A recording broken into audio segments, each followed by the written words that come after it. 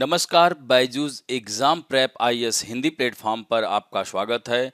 दोस्तों, आज हम लोग 20 अप्रैल 2022 के द हिंदू समाचार पत्र का विश्लेषण करेंगे, जो कि आपके आगामी संघ लोक सेवा आयोग की प्रारंभिक एवं मुख्य परीक्षा के दृष्टिकोण से लाभदायक सिद्ध हो सकता है। तो आइए पहले सत्र के विषय की चर्चा कर लें। तो पहला टॉपिक है विध्वंस अभियान, अंतर्राष्ट्रीय कानून का उल्लंघन करते हैं। तो दोस्तों, जैसा कि आप लोगों ने सुना होगा, हाल ही में मध्य प्रदेश सरकार ने भी बुलडोजर चलाया। तो ऐसे में क्या अंतर्राष्ट्रीय कानून का यह उल्लंघन है? इसके साथ साथ क्या भारत के लोगों के जो आवास का अधिकार, जो मौलिक अधिकार है अनुच्छेद 21, क्या उसका उल्लंघन है? इन सब बातों की चर्चा करेंगे। दूसरा महत्वपूर्ण टॉपिक है यूक्रेन युद्ध ने कोयले से दूर जाने के भारत के प्रयास को प्रभावित किया है, ऐसा हमारे देश की वित्त मंत्री निर्मला सीतारमण ने कहा है। तो दोस्तों, इस टॉपिक के अंतर्गत हम लोग बात करेंगे भारत की अभी भी जो कोयले पर निर्भरता है और उसको आगे हम कैसे चरणबद्ध तरीके से कम करेंगे, और साथ साथ स्वच्छ ऊर्जा इसके विकल्प के रूप में भारत कितनी प्रगति किया है, इसके बारे में बात करेंगे। तीसरा टॉपिक होगा मूल्य विकृतियों को ठीक करने का समय। जैसा कि आप लोग देख सकते हैं, वर्तमान में पेट्रोल और डीजल की कीमतों की वृद्धि बहुत ज़्यादा है। इसके साथ साथ अन्य क्षेत्रों में भी महंगाई बढ़ी हुई है। तो इस मूल्य विकृतियों को ठीक करने का अब समय है, और इसके पीछे क्या कारण है, इन सब बातों की चर्चा करेंगे, और इस विकृति को कैसे दूर किया जा सकता है, उन पर हम लोग चर्चा करेंगे। चौथा टॉपिक होगा पैकेज्ड फूड के लिए स्टार रेटिंग से मदद मिलने की संभावना नहीं है। तो कुछ विशेषज्ञों का यह कहना है, अभी हाल ही में भारत सरकार ने स्टार रेटिंग स्टार्ट करने की बात की थी। तो दोस्तों, हम लोग बात करेंगे कि क्यों यह संभावना नहीं है, और साथ साथ स्टार रेटिंग क्या है और इसके बारे में यह क्यों लाई सरकार, इसके बारे में चर्चा करेंगे। क्या यह स्वास्थ्य के लिए लाभदायक सिद्ध हो सकती है, इन सब बिंदुओं पर चर्चा करेंगे। और पांचवा टॉपिक होगा चीन सोलोमन द्वीप समूह ने ऐतिहासिक सुरक्षा समझौते पर हस्ताक्षर किए हैं। चीन के क्या निहितार्थ हैं, साथ साथ सोलोमन द्वीप के क्या निहितार्थ हैं, और इसके साथ साथ अन्य देश यानी United state of America, UK, Australia और भारत की क्या चिंताएं हैं, इन सब बातों की चर्चा करेंगे। और अंत में मुख्य परीक्षा अभ्यास प्रश्न, जिसमें 2 उत्तरों की संरचना के बारे में हम लोग बात करेंगे। अब बढ़ते हैं पहले टॉपिक की ओर, सामान्य अध्ययन के सेकंड पेपर। इसे राज्य व्यवस्था और अंतर्राष्ट्रीय संबंध दोनों से जोड़ सकते हैं।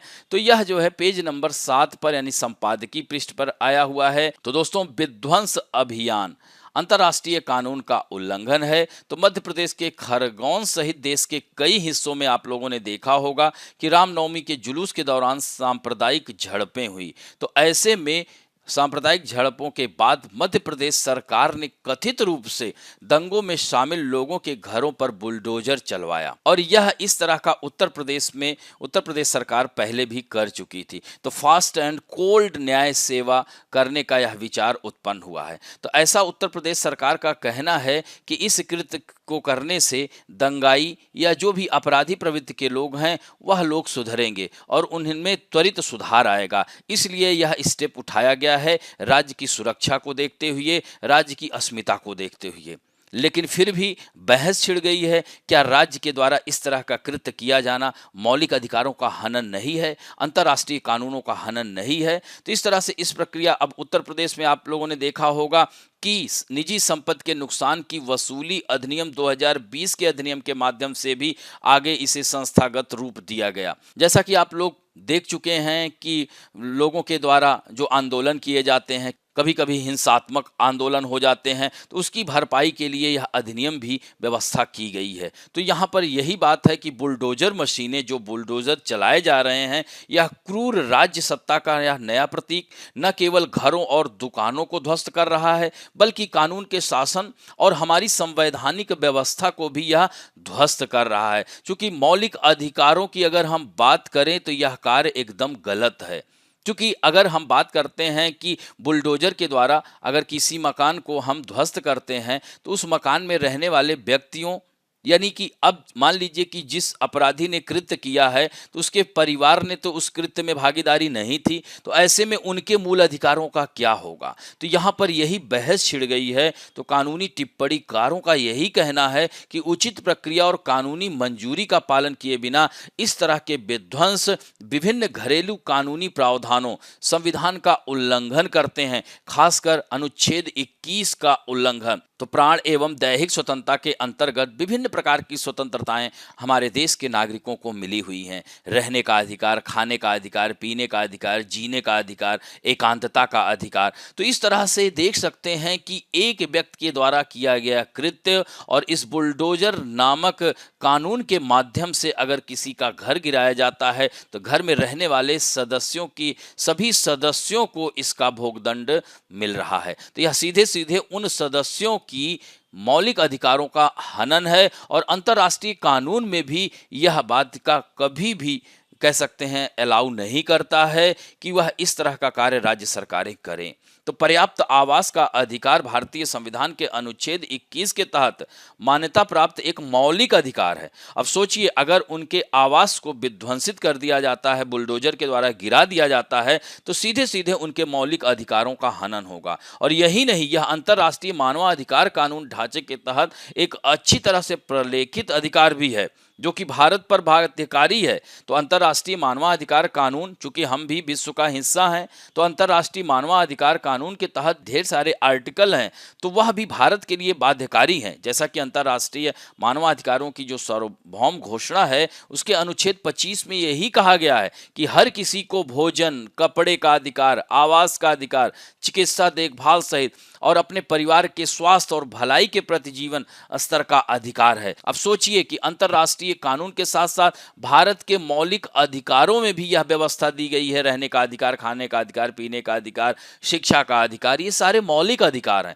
तो सीधे सीधे यह कह सकते हैं कि अपराधी के द्वारा किया गया कृत्य उसके परिवार के मौलिक अधिकारों का उल्लंघन कर रहा है। तो कहने का यही मतलब है कि उसने कृत्य किया, उसको अगर हम दंडित करें तो ठीक है, लेकिन अगर उसके परिवार को किया जा रहा है तो सीधे सीधे राष्ट्रीय और अंतर्राष्ट्रीय कानूनों का उल्लंघन है। तो विध्वंस अभियान, अंतर्राष्ट्रीय कानून का उल्लंघन, तो आर्थिक, सामाजिक और सांस्कृतिक अधिकारों पर जो अंतर्राष्ट्रीय नियम जिसे ICESCR कहा जाता है को अनुच्छेद 11.1 में भी यही बात का उल्लेख किया गया है कि पर्याप्त भोजन, कपड़े, आवास सहित अपने और अपने परिवार के लिए पर्याप्त जीवन स्तर के लिए, रहने की स्थिति में निरंतर सुधार के लिए सभी के अधिकारों को वह मान्यता देता है। जैसा कि अभी आप वर्तमान में देख रहे होंगे कि श्रीलंका में आर्थिक संकट की स्थिति है, तो इस अंतर्राष्ट्रीय कानून के माध्यम से अन्य देशों से यह अपील की जा रही है कि उसकी मदद किया जाए, उनके लोगों को भोजन, आवास, कपड़े की व्यवस्था,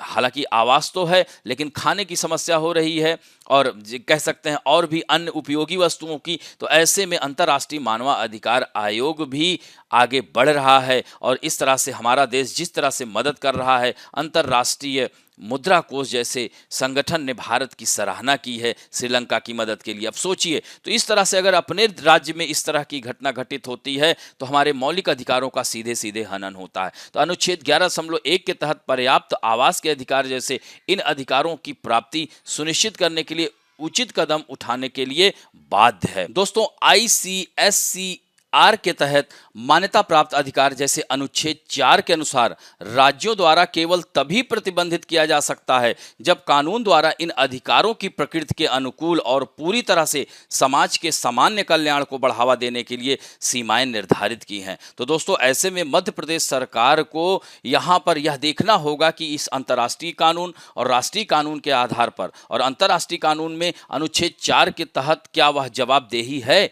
ऐसे में उन्हें अगर अनुच्छेद 4 के तहत कार्य नहीं किया है तो उन्हें इसके लिए सफाई देनी पड़ सकती है। हालांकि नियम में दिए गए अधिकारों जैसे पर्याप्त आवास के अधिकार पर लगाए गए किसी भी प्रतिबंध से इन अधिकारों का विनाश नहीं हो सकता, यानी इनके बावजूद भी आप किसी के मकान को नष्ट नहीं कर सकते हैं, सीधे सीधे उनके मौलिक अधिकारों का उल्लंघन होता है। दोस्तों, इसी में अनुच्छेद 5 में यह स्पष्ट किया गया है कि अंतर्राष्ट्रीय कानून किसी व्यक्ति के संपत्ति के अधिकार में मनमाने हस्तक्षेप हस्तक्षेप को भी प्रतिबंधित करता है। यानी आप जबरदस्ती किसी का मकान बुलडोजर के द्वारा नहीं गिरा सकते। तो यूडीएचआर के अनुच्छेद 12 में भी यही कहा गया है कि किसी को भी उसकी गोपनीयता, परिवार, घर या पत्राचार के साथ मनमाने ढंग से हस्तक्षेप नहीं किया जाएगा। अब सोचिए, किसी का घर अगर बुलडोजर के द्वारा गिरा दिया गया तो उसका परिवार कहाँ जाएगा? वह एक तरह से देखा जाए तो अब उसके रहने के लिए मकान नहीं होगा तो वो कहाँ जाएगा? उसके मौलिक अधिकारों का हनन होगा। अनुच्छेद 12 में यह भी निर्धारित करता है कि हर किसी को इस तरह के हस्तक्षेप या हमलों के खिलाफ कानून के संरक्षण का भी अधिकार है। नागरिक और राजनीतिक अधिकारों द्वारा अंतर्राष्ट्रीय नियम के अनुच्छेद 17 के तहत भी यही अधिकार प्रदान किया गया है। यानी प्रत्येक व्यक्ति को अकेले और साथ ही साथ दूसरों के साथ मिलकर संपत्ति का मालिक होने का अधिकार है। अब सोचिए, अगर संपत्ति नष्ट की जा रही है, उसमें एक के साथ साथ मान लीजिए कि 3 भाई हैं, तो तीनों भाइयों का अधिकार है ना। लेकिन अगर उस संपत्ति को नष्ट किया जा रहा है तो इससे तो जिस व्यक्ति ने अपराध किया है और साथ साथ दोनों भाइयों की संपत्ति भी उसी में है, तो उनके अधिकारों का क्या होगा? तो इस तरह से उसकी संपत्ति से मनमाने ढंग से उसे वंचित नहीं कर सकते हैं। और यहाँ पर इसको शॉर्ट में दिया गया, इसे जरूर देखेंगे, तो the universal declaration of human rights. तो दोस्तों यहाँ पर economic, social and cultural right में आर्टिकल 22 में क्या दिया गया है? सोशल सिक्योरिटी यानी सामाजिक सुरक्षा। 26 में एजुकेशन की बात करता है। तो इसे जरूर आप लोग देखिएगा, इसको हमने संक्षिप्त में एक जगह कर दिया है। तो यहाँ पर इसी बात की हम उल्लेख करना चाह रहे हैं कि किसी व्यक्ति की संपत्ति में मनमाना हस्तक्षेप आईसीसीपीआर का घोर उल्लंघन है। तो मानवाधिकारों के उच्चायुक्त कार्यालय, जिसे आमतौर पर संयुक्त राष्ट्र मानवाधिकार कार्यालय के रूप में जाना जाता है, जिसका जनादेश अंतर्राष्ट्रीय कानून के तहत गारंटीकृत अधिकारों, मानवाधिकारों को बढ़ावा देना और उसकी रक्षा करना है, ने पर्याप्त आवास के अधिकार की सामग्री पर भी विस्तार से बताया है। तो इस तरह से संयुक्त राष्ट्र मानवाधिकार कार्यालय के अनुसार पर्याप्त आवास के अधिकार का एक अभिन्न तत्व है जबरन बेदखली के खिलाफ सुरक्षा है। यानी आप उसे उसके आवास को नष्ट नहीं कर सकते हैं। तो दोस्तों, आर्थिक, सामाजिक, सांस्कृतिक अधिकारों पर जो अंतर्राष्ट्रीय नियम है, इसकी स्थापना 1966 में यूएनजीए द्वारा अपनाई गई एक बहुपक्षीय संधि है और यह 1976 में इसे लागू किया गया था। तो यह अपने पार्टियों को गैर स्वशासी ट्रस्ट क्षेत्रों, देखिए यहाँ पर यह क्या कर रहा है, व्यक्तियों को आर्थिक मदद, सामाजिक, सांस्कृतिक अधिकार देने की दिशा में काम करने के लिए प्रतिबद्ध करता है। तो इसमें श्रम अधिकार, स्वास्थ्य का अधिकार, शिक्षा का अधिकार, पर्याप्त जीवन स्तर तक शामिल है। तो अब सोचिए कि आवास के अधिकार को अगर उससे वंचित किया जाएगा तो ये सब अंतर्राष्ट्रीय संगठन निश्चित रूप से आगे आएंगे। और जुलाई 2020 तक नियम में 171 देश इसमें हैं। तो सोचिए कि यह राष्ट्रीय नहीं अंतर्राष्ट्रीय खबर हो चुकी है। तो संयुक्त राज्य अमेरिका सहित 4 देशों ने अनुबंध पर हस्ताक्षर किए हैं, लेकिन इसकी पुष्टि अभी तक नहीं किए हैं। और दोस्तों, नागरिक और राजनीतिक अधिकारों पर अंतर्राष्ट्रीय नियम, यह भी एक बहुपक्षीय संधि है जो राज्यों के दलों को व्यक्तियों के नागरिक और राजनीतिक अधिकारों को सम्मान के लिए प्रतिबद्ध करती है, जिससे जीवन का अधिकार, धर्म की स्वतंत्रता, भाषण की स्वतंत्रता, सभा की स्वतंत्रता, चुनावी अधिकार, उचित प्रक्रिया के अधिकार, निष्पक्ष परीक्षण शामिल हैं। तो इस तरह से कह सकते हैं कि धर्म की स्वतंत्रता हो या अभिव्यक्ति की स्वतंत्रता हो या जीवन जीने का अधिकार हो, इनको आप किसी से वंचित नहीं कर सकते हैं। और दोस्तों, इस कार्रवाई का अंतर्राष्ट्रीय कानून के तहत बचाव तभी किया जा सकता है जब यह दिखाया जा सके कि जबरन बेदखली कानून के अनुसार है और मानवाधिकार अनुबंधों के प्रावधानों के अनुरूप है। साथ ही अन्य आवश्यकताएं, जैसे कि क्या राज्य की कार्रवाई आवश्यक थी और आनुपातिक इसकी जांच करनी होगी, और यह संभावना नहीं है कि बेदखली के समय को देखते हुए इन जबरन बेदखली का कानूनी रूप से बचाव किया जा सकता है। इसमें कोई आश्चर्य भी कर सकता है कि अगर यह विध्वंस अवैध अतिक्रमण के खिलाफ थे तो क्या अधिकारियों को दंगे के दिन बेदखली का आदेश मिला था या उनके पास बेदखली का आदेश था, लेकिन दंगों के बाद ही कार्रवाई करने का फैसला क्यों किया गया? तो इस पर इसे जवाब देने की आवश्यकता होगी। तो दोस्तों, आईसीसीपीआर का अंतर्राष्ट्रीय कानून और मानवाधिकारों के इतिहास में एक महत्वपूर्ण दस्तावेज माना जाता है। इसे हम नज़रअंदाज नहीं कर सकते हैं। तो राज्यों को नियम में शामिल होने के 1 साल बाद और फिर भी समिति अनुरोध करती है कि इसको रिपोर्ट करनी चाहिए। तो इस तरह से अब हमारे देश को भी इसके माध्यम से इसको संज्ञान में लेना होगा और उन्हें बताना होगा, उचित कारण बताना होगा कि किस वजह से यह बुलडोजर मशीन चलाई गई। और यह बहुत ही आवश्यक है कि हमें हमारे लोगों के मौलिक अधिकारों का हनन नहीं होना चाहिए, मौलिक अधिकारों की रक्षा होनी चाहिए। अब बढ़ते हैं दोस्तों, पृष्ठ संख्या 2 पर आई हुई खबर है। सामान्य अध्ययन की इसको सेकंड पेपर अंतर्राष्ट्रीय संबंध, सामान्य अध्ययन के थर्ड पेपर अर्थव्यवस्था एवं पर्यावरण पारिस्थितिकी से भी जोड़ सकते हैं। तो Ukraine war has hit India's bid to move away from coal, finance minister का यह कहना है। तो यहां पर आप देख सकते हैं कि यूक्रेन युद्ध ने कोयले से दूर जाने के भारत के प्रयास को प्रभावित किया है। तो वित्त मंत्री निर्मला सीतारमण के अनुसार रूस यूक्रेन युद्ध से ईंधन के रूप में कोयले से दूर भारत का संक्रमण बाधित होगा। दोस्तों, जैसा कि भारत ने कोप 26 में यह निर्णय लिया है कि आने वाले दिनों में वह स्वच्छ ऊर्जा की ओर ज़्यादा करेगा और इस तरह से जीवाश्म ईंधनों को चरणबद्ध तरीके से खत्म करेगा, लेकिन इस युद्ध की वजह से कहीं ना कहीं इसमें समस्या आ रही है। दुनिया की लगभग सभी ऊर्जा की जरूरतें कोयले, तेल, प्राकृतिक गैस से पूरी होती है, लेकिन कोयला प्राकृतिक गैस की तुलना में 1 किलोग्राम के आधार पर CO2 की मात्रा का लगभग 2 गुना उत्सर्जन करता है। तो ऐसे में भारत प्रतिबद्ध है। तो इस तरह से पिछले नवंबर में ग्लासगो में आयोजित संयुक्त राष्ट्र जलवायु परिवर्तन सम्मेलन यानी कोप 26 में भारत ने कोयले को चरणबद्ध तरीके से खत्म करने पर सहमति व्यक्त की थी। तो इस तरह से निर्मला सीतारमण ने कहा कि अटलांटिक काउंसिल में आयोजित एक गोलमेज सम्मेलन में कि यूरोप की स्थिति के कारण कच्चे तेल की कीमत बढ़ गई है, क्योंकि प्राकृतिक गैस की कीमत भी बढ़ रही है और यह भारत के लिए एक संक्रमण ईंधन है। इसके अलावा इसकी आपूर्ति भी कम हो रही है। वह किससे, मतलब आप देख सकते हैं कि रूस से ले रहा था। एक तरफ अमेरिकी दबाव है ही, तो रूस से ऊर्जा के आयात में वृद्धि नहीं करने के लिए भारत अमेरिका के दबाव में आ गया है, जिसे यूक्रेन पर आक्रमण के लिए यूरोप और USA द्वारा स्वीकृति किया गया है। तो इस तरह से आधिकारिक अमेरिकी आंकड़ों के अनुसार भारत के ऊर्जा आयात का लगभग 1 से 2% रूस से आता है और सरकार ने मॉस्को से रियायती मूल्य पर तेल खरीदना शुरू कर दिया है। तो कोयले पर निर्भरता और जिस गति से हम इससे बाहर निकलना चाहते हैं, इसे अब और चुनौती मिल रही है। तो इस तरह से अक्षय ऊर्जा के संबंध में भारत की प्रतिबद्धता को पूरा किया जाएगा तभी जब इन जीवाश्म ईंधनों को हम कम करेंगे। तो ग्लासगो में भारत ने इस तरह के कदम उठाए हैं और यहाँ पर देख सकते हैं कि भारत दुनिया का तीसरा सबसे बड़ा देश है जो बड़े पैमाने पर जीवाश्म ईंधनों को निकालता है और उससे भी वह अधिक कोयला निकालता है। तो यहाँ पर दिया है कि India is huge rise in energy use has rested strongly on coal. तो आप देख सकते हैं यहाँ पर 1970 से लेकर के यहाँ पर 2010 के आगे के आंकड़े दिए गए हैं। तो किस प्रकार ये आप देख सकते हैं, कोल का यह चिन्ह देखिएगा, ऑयल, गैस। तो यहां पर आप देख सकते हैं एनर्जी कंजम्पशन में कैसे यह तेजी से आगे बढ़ रहा है। यहाँ इस वाले ग्राफ को अगर आप देखते हैं तो India is now the world third largest green house gas emitter. तो इंडिया, चीन, USA, यूरोपीय यूनियन, वर्ल्ड, तो यहाँ आप देख सकते हैं कि कैसे यह बढ़ रहा है total green house gas emission में। क्योंकि भारत दुनिया में तीसरा सबसे बड़ा देश है जो बड़े पैमाने पर जीवाश्म ईंधनों का, और जीवाश्म ईंधन का जितना अधिक प्रयोग करेगा उतनी अधिक मात्रा में ग्रीन हाउस गैसों का इमिशन होगा।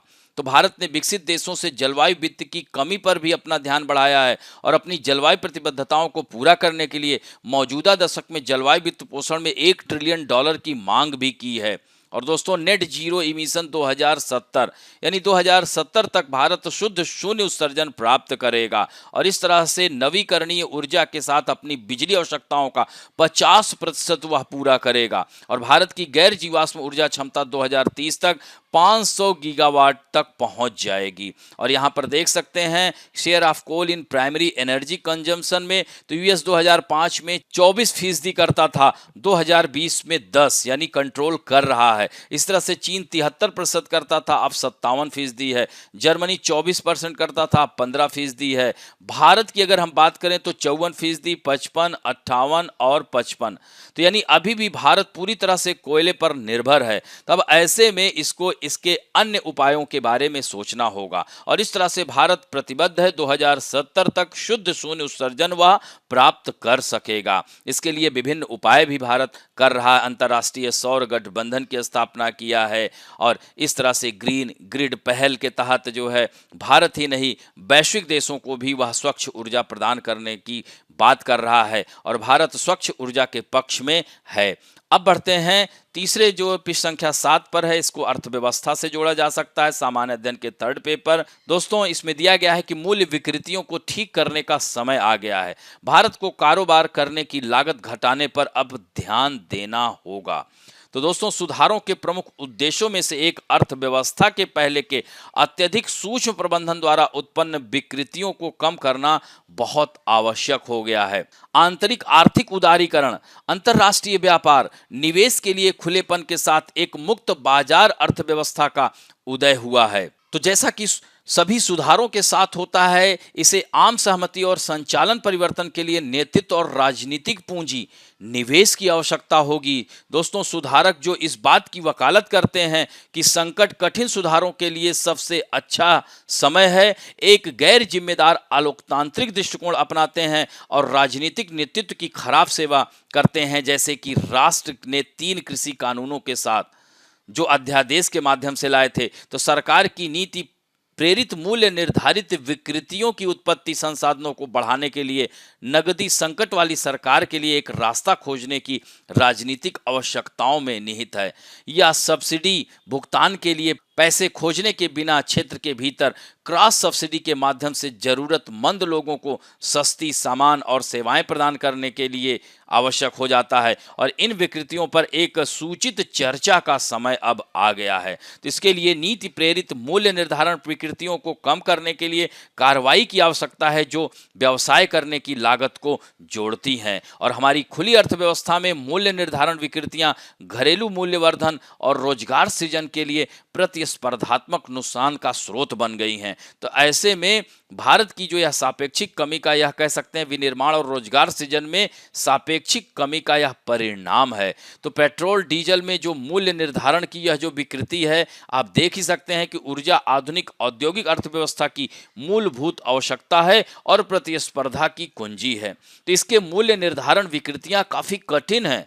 शुरुआती दिनों में कारों को विलासिता का सामान माना जाता था और पेट्रोल पर उच्च उत्पाद शुल्क लगाया जाता था, लेकिन परिवहन की आवश्यकता जरूरतों के लिए इसे सस्ता बनाने के लिए जैसे डीजल पर कम था तो डीजल गाड़ियां लोग प्रयोग कर रहे थे।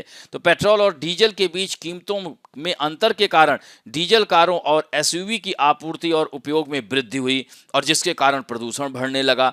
तो इस विकृति के कारण सरकार को धीरे धीरे डीजल की कीमत में वृद्धि करनी पड़ी और तब से मूल्य अंतर मामूली रहा। लेकिन पेट्रोल और डीजल पर उच्च करों से सरकार को होने वाले असाधारण रूप से बड़े राजस्व ने ऐसी निर्भरता पैदा कर दी है कि जिन्हें जीएसटी से बाहर रखा गया है।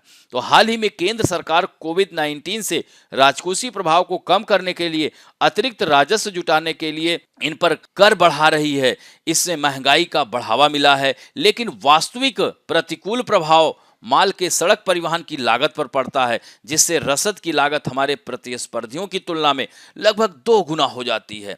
इसलिए पेट्रोल और डीजल को जीएसटी के दायरे में लाने की जरूरत है। 28% की उच्चतर दर पर भी पेट्रोल की कीमत लगभग 60 रुपए प्रति लीटर होगी और चर्चा इस बात पर होनी चाहिए कि इसके बाद सरकारी वित्त का प्रबंधन कैसे किया जाए। दोस्तों बिजली की कीमत भी अत्यधिक विकृति है। अक्षय ऊर्जा को बढ़ावा देने और अर्थव्यवस्था के डिकार्बोनाइजेशन के लिए संसाधन उत्पन्न करने के कोयले पर 400 रुपए प्रति टन का उपकर लगाया गया है। यहाँ पर आप देख सकते हैं जब जीएसटी पेश किया गया था तो राज्यों को कर प्राप्तियों में कमी को पूरा करने के लिए इस उपकर से प्राप्तियों को अचानक बदल दिया गया था और लगभग 1 अरब टन कोयले की वर्तमान खपत से 40,000 करोड़ रुपए का राजस्व प्राप्त होता है। चूंकि रेलवे अपनी लागत को कवर करने के लिए यात्री किराए में वृद्धि करने में असमर्थ रहा है, इसलिए उन्हें माल भाड़े से यात्री यातायात को पार करने की आवश्यकता है। इसलिए वे कोयले को ताप विद्युत संयंत्रों तक ले जाने के लिए वास्तविक लागत से लगभग 2 गुना शुल्क देते हैं। तो इस अतिरिक्त लागत का लगभग 2/3 बिजली क्षेत्र द्वारा वहन किया जाता है। तो यह कह सकते हैं कि यह भी एक विकृति है और इस तरह से उपयोगकर्ताओं के लिए अनुकूल प्रक्रियाएं होना आवश्यक है। न केवल व्यावसायिक उद्यमों के लिए जमीन मिलना मुश्किल है, बल्कि कीमतें भी जरूरत से ज्यादा हैं। भारत में रियल एस्टेट प्राइस बबल रहा है, जिसमें किराए के रूप में जमीन की संपत्ति पर रिटर्न या खेती पर रिटर्न लगभग 2% जो पूंजी की लागत से बहुत ही कम है। तो भूमि रूपांतरण और पुनर्विकास प्रक्रियाओं को उपयोगकर्ता के अनुकूल बनाने की आवश्यकता होगी। सार्वजनिक प्रावधान और गुणवत्ता बुनियादी ढांचे के उन्नयन के साथ यह आपूर्ति पक्ष की बाधाओं को कम करेगा। तो इस तरह से जब तक ऐसा नहीं होता, भारत उससे कहीं कम नौकरियां पैदा करना जारी रखेगा। केवल निजी निवेश ही हमारी युवा पीढ़ी के लिए रोजगार पैदा कर सकता है। सरकारी नौकरी तो अब एक मृग तृष्णा हो गई है। जितनी जल्दी हम इसे महसूस करें और व्यवसाय करने की लागत को कम करें और निजी निवेश की वृद्धि में प्राप्त करने के लिए व्यवहार रास्ते से जूझना शुरू कर दें, जो कि हमारे लिए यह बेहतर होगा। तो यह बहुत ही आवश्यक है। अब बढ़ते हैं, पृष्ठ संख्या 11 पे आया हुआ है सामान्य अध्ययन के सेकंड पेपर। इसे गवर्नेंस से जोड़ सकते हैं। Star rating for packaged food unlikely to help says experts. तो यह जो है विशेषज्ञों का कहना है कि यह जो है पैकेज फूड के लिए स्टार रेटिंग में मदद मिलने की संभावना नहीं है। तो केंद्रीय स्वास्थ्य मंत्री मनसुख मंडाविया को लिखे पत्र में 40 से अधिक वैश्विक विशेषज्ञों का दावा है, यानी भारत ही नहीं विश्व के विशेषज्ञों ने कहा है कि भारतीय खाद्य सुरक्षा मानक प्राधिकरण, जिसे FSSAI कहते हैं, द्वारा उपभोक्ताओं को अस्वास्थ्यकर खाद्य पदार्थों के सेवन को कम करने में मदद करने के लिए स्वास्थ्य स्टार रेटिंग प्रणाली को अपनाने की योजना है, जो साक्ष्य आधारित नहीं है और खरीदार के व्यवहार को बदलने में यह विफल रही है। और उनका तर्क यही है कि इसके बजाय चेतावनी लेवल विभिन्न देशों में सबसे प्रभावी रहे हैं। तो 15 फरवरी को FSSAI ने हेल्थ स्टार रेटिंग सिस्टम को अपनाने का फैसला किया। तो इसमें जो है इस फैसले को यह ठीक नहीं माना जा रहा, तर्कसंगत नहीं माना जा रहा है, क्योंकि इन विशेषज्ञों ने कहा है कि ऑस्ट्रेलिया और न्यूजीलैंड जैसे देशों में अपनाई गई हेल्थ स्टार रेटिंग प्रणाली के परिणाम स्वरूप कोई सार्थक व्यवहार परिवर्तन नहीं हुआ है और उनके लागू होने के 8 साल बाद भी हेल्थ स्टार रेटिंग को लोगों के भोजन और पेय पदार्थों की खरीद गुणवत्ता पोषण पर महत्वपूर्ण प्रभाव पड़ने का कोई सबूत नहीं है।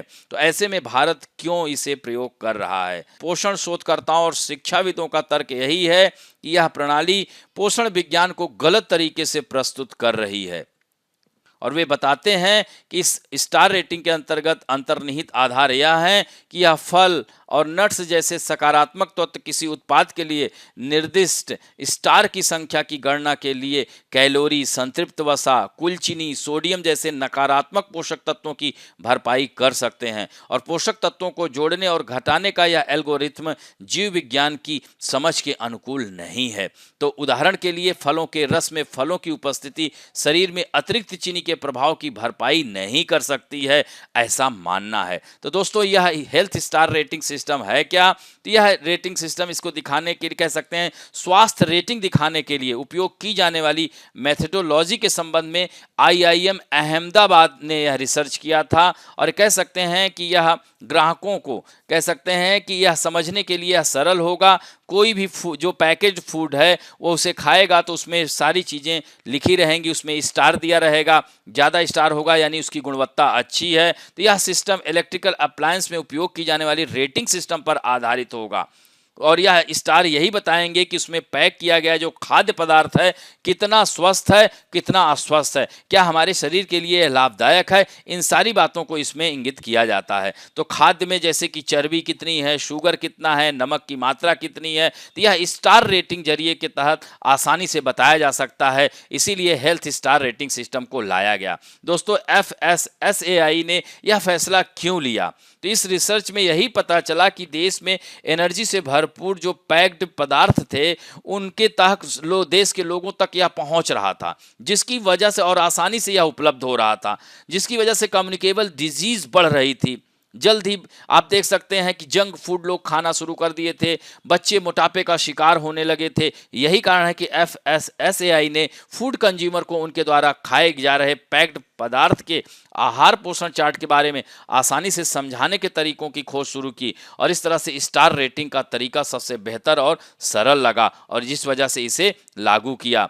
तो यह दोस्तों क्या है? तो यह साल 2006 में स्वास्थ्य और परिवार कल्याण मंत्रालय के तहत एक यह स्टैट्यूटरी बॉडी के रूप में स्थापित किया गया था। इसका हेड ऑफिस दिल्ली में है और इसका उद्देश्य है कि खाद्य सामग्री के लिए विज्ञान पर आधारित मानकों का निर्माण करना तथा खाद्य पदार्थों के विनिर्माण, भंडारण, वितरण, बिक्री आयात आदि को नियंत्रित करना है, ताकि मानव उपभोग के लिए सुरक्षित तथा संपूर्ण आहार की उपलब्धि सुनिश्चित की जा सके। अब बढ़ते हैं दोस्तों पृष्ठ संख्या 13 पर, सामान्य अध्ययन के सेकंड पेपर, अंतरराष्ट्रीय संबंध से इसे जोड़ सकते हैं। तो दोस्तों चीन सोलोमन द्वीप समूह ने ऐतिहासिक सुरक्षा समझौते पर हस्ताक्षर किए और पेचिंग यानी इनकी राजधानी बीजिंग या पेचिंग सैन्य अड्डे की कोई योजना नहीं है। तो चीन ने यह कहा है कि प्रशांत द्वीप राष्ट्र पर जो सोलोमन द्वीप समूह है, यहां पर कोई भी वह सैन्य अड्डा बनाने की उसकी कोई योजना नहीं है। तो दोस्तों चीन और सोलोमन के बीच में यह सुरक्षा पर जो है हस्ताक्षर हो गया है। इस समझौते के तहत दोनों पक्ष सामाजिक व्यवस्था के रखरखाव, लोगों के जीवन और संपत्ति की सुरक्षा, मानवीय सहायता, प्राकृतिक आपदा प्रतिक्रिया जैसे क्षेत्रों में सहयोग करेंगे। क्योंकि दोस्तों सोलोमन द्वीप समूह जो है प्रशांत महासागर में स्थित द्वीप समूह है और यहाँ पर आपदाएं भी बहुत आती हैं। तो आर्थिक दृष्टिकोण से, सामरिक दृष्टिकोण से, राजनीतिक दृष्टिकोण से यह बहुत ही महत्वपूर्ण है। 990 द्वीपों का यह समूह है और यह पापुआ न्यू गिनिया, वनवातु, किरिबाती इन्हीं द्वीपों के मध्य स्थित है। और दोस्तों यह मेलानेशिया के अंतर्गत आता है। इसके बारे में हम पहले भी काफी चर्चा कर चुके हैं, क्योंकि आज हस्ताक्षर हुआ इसलिए इस बिंदु को हम इसमें जोड़ दिए हैं। तो नए समझौते के बारे में हालांकि बहुत कुछ बातें स्पष्ट नहीं है। इसमें चीन सामाजिक व्यवस्था बनाए रखने में सोलोमन द्वीप समूह का समर्थन करने की योजना बना रहा है। तो क्या चीनी सुरक्षा बलों को तैनात वह करेगा जैसे कि उसने जिबूती में किया हुआ है? तो ऑस्ट्रेलिया, न्यूजीलैंड, अमेरिका की चिंता के बीच सोलोमन द्वीप समूह ने यह कहा है कि चीनी सैन्य अड्डे के लिए कोई समझौता नहीं हुआ है। हालांकि चीन ने 2017 में ही हॉर्न ऑफ अफ्रीका के पास जिबूती में, तो यहाँ पर आप देख सकते हैं ये हॉर्न ऑफ अफ्रीका, यहाँ जिबूती पर उसने अपना बेस बना लिया है। तो सैन्य अड्डे का उपयोग करने के मद्देनजर जो विदेशी ठिकानों को नहीं खोलने की लंबे समय से चली आ रही नीति के खिलाफ थी, तो चीनी सैन्य विशेषज्ञों ने और सुविधाओं की आवश्यकता की बात की, इस वजह से वहां पर खोला गया है। तो इस तरह से चीन की तेजी से विस्तार कर रही नौसेना की शक्ति और सेवा प्रदान करने के लिए ऐसे में इन देशों के लिए, खासकर ऑस्ट्रेलिया, न्यूजीलैंड, भारत और अमेरिका, ब्रिटेन जैसे देश, और इसमें सबसे महत्वपूर्ण जो ऑकस समझौता है उसके बाद चीन ने यहां पर बहुत तेजी से आगे बढ़ा। अब ऐसे में अमेरिका 37 वर्षों के बाद इन क्षेत्रों का दौरा कर रहा है और फिर जो है सोलोमन द्वीप पर यह अपना फिर से वह दूतावास खोलने की बात कर रहा है और ऑस्ट्रेलिया लगातार इसकी सहायता कर रहा है। अब ऐसे में सोलोमन द्वीप कह रहा है अब हम चीन से सहायता लेंगे, ना कि ऑस्ट्रेलिया से। तो ऐसे में ऑस्ट्रेलिया, हालांकि न्यूजीलैंड ने भी इसकी आलोचना की है। तो यहां पर चीन के क्या निहितार्थ हैं, चीन क्यों यहां पर? तो इसके सबसे बड़ा कारण, चूंकि यहां पर ताइवान पहले निवेश करता था, तो वह नहीं चाहता है कि ताइवान को वापस भेज दिया है और ऐसे में यह ऑस्ट्रेलिया को भी वापस भेजना चाह रहा है। और इस तरह से यह सामरिक दृष्टिकोण से भी महत्वपूर्ण है चीन के लिए और ऑकस समझौते का एक तरह से यह प्रति उत्तर भी है। ऑकस समझौता जो कि इंग्लैंड, अमेरिका और ऑस्ट्रेलिया के बीच में हुआ था, तो उसके प्रति उत्तर में यह कह सकते हैं कि सोलोमन द्वीप सुरक्षा समझौता इसने किया है। और दोस्तों सामरिक दृष्टिकोण, आर्थिक दृष्टिकोण से भी यहाँ लकड़ी, टिम्बर उद्योग, बॉक्साइट, बहुत सारे जो है यहाँ पर पाए जाते हैं खनिज, जिसकी वजह से चीन यहाँ पर अपना बेस बनाना चाहता है। यहाँ पर भी आप देख सकते हैं तो यह मेलानेशिया के अंतर्गत आता है। ये पूरे सारे देश हैं, यह कह सकते हैं। तो यहाँ पर यह नौरू है, यहाँ पर आप देख सकते हैं कोरल सी है। तो इनको मैपिंग भी करिएगा, इसे जरूर देखिएगा आप। तो इस तरह से देख सकते हैं कि सोलोमन द्वीप इस समय यह कह सकते हैं प्रमुख राजनीतिक केंद्र बन गया है, इस समय चर्चा का विषय है। पूरे विश्व की निगाहें अब यहां पर आकर टिक गई हैं। अब बढ़ते हैं मुख्य परीक्षा अभ्यास प्रश्न। राज्य द्वारा संपत्ति का मनमाने ढंग से ढाया जाना या बुलडोजर के द्वारा गिराया जाना भारतीय संविधान के अनुच्छेद 21 के तहत मान्यता प्राप्त समुचित आवास के मौलिक अधिकार का उल्लंघन है और अंतर्राष्ट्रीय मानवाधिकार कानून ढांचे के संदर्भ में चर्चा कीजिए। तो दोस्तों हाल ही में मध्य प्रदेश के खरगोन जिले में जो है सहित देश के कई हिस्सों में जुलूस के दौरान सांप्रदायिक झड़पें हुई, जिसके कारण राज्य द्वारा संपत्ति का मनमाने ढंग से ढाया गया। और ऐसे में राज्य द्वारा क्या यह किया जाना भारत के मौलिक अधिकारों का उल्लंघन नहीं है? तो इस बात को लिखते हुए आपको बुलडोजर मशीनें क्रूर राज्य सत्ता के नए प्रतीक न केवल घरों और दुकानों को ध्वस्त कर रही हैं, बल्कि कानून के शासन और हमारी संवैधानिक व्यवस्था को भी ध्वस्त कर रही हैं। तो यहाँ पर आपको अनुच्छेद 21 का उल्लेख करना है, पर्याप्त आवास का अधिकार के बारे में बताना है और अंतर्राष्ट्रीय कानून और अंतर्राष्ट्रीय मानवाधिकार कानून के जो अनुच्छेदों की चर्चा की थी उनके बारे में आपको बताते हुए अंत में में निष्कर्षता यही कहना है कि इस कार्रवाई का अंतर्राष्ट्रीय कानून के तहत बचाव तभी किया जा सकता है जब यह दिखाया जा सके कि जबरन बेदखली कानून के अनुसार है और मानवाधिकार अनुबंधों के प्रावधानों के अनुरूप है। और दूसरा प्रश्न, कोयले पर भारत की निर्भरता और ईंधन के स्वच्छ रूपों की ओर बढ़ने की दिशा में इसकी प्रगति का परीक्षण कीजिए। तो भारत दुनिया का ऐसा तीसरा सबसे बड़ा देश है जो बड़े पैमाने पर जीवाश्म ईंधनों को निकालता है और उससे भी ज्यादा अधिक वह कोयला निकाल रहा है। तो दोस्तों, आज भी भारत कोयले पर सबसे ज्यादा निर्भर है। भारत का ऊर्जा या सभी जो है जरूरतों को कोयला ही पूरा कर रहा है। ऐसे में इन जीवाश्म ईंधनों को भारत 2070 तक पूरी तरह से नष्ट करने के लिए प्रतिबद्ध है और वह चरणबद्ध तरीके से इसे समाप्त करेगा और स्वच्छ ऊर्जा की ओर अपने कदम बढ़ा रहा है। तो इन बातों का आप जिक्र करना है, साथ साथ यहाँ पर आपको बताना है कि भारत किस प्रकार स्वच्छ ऊर्जा में विंड एनर्जी के बारे में आप बताइए, सोलर एनर्जी के बारे में बताइए, इन सभी बायोगैस जितनी भी जो है स्वच्छ ऊर्जा हैं उनके बारे में यहाँ पर आपको बताना है कि भारत कितना कितना लक्ष्य हासिल कर चुका है और कब तक लक्ष्य हासिल करने के लिए प्रतिबद्ध है। तो इस तरह से अंत में सकारात्मक निष्कर्ष यही लिख सकते हैं कि अभी फिलहाल भारत की कोयले पर निर्भरता को खत्म नहीं किया जा सकता है, लेकिन भारत स्वच्छ ईंधन के विभिन्न स्वरूपों को तेजी से आगे बढ़ाने का कोशिश कर रहा है और इस तरह से भारत COP26 में अपनी प्रतिबद्धता को बार बार दोहरा करके इस बात से वह कह रहा है कि वह पर्यावरण संरक्षण में महत्वपूर्ण भूमिका निभा रहा है। तो इस तरह से आज का अंक यहीं समाप्त करते हैं। आशा करता हूं कि दोस्तों आज का भी यह वीडियो आप लोगों को अच्छा लगा होगा और यदि अच्छा लगे तो प्लीज़ लाइक, शेयर, सब्सक्राइब और बेल आइकन दबाना ना भूलें। धन्यवाद।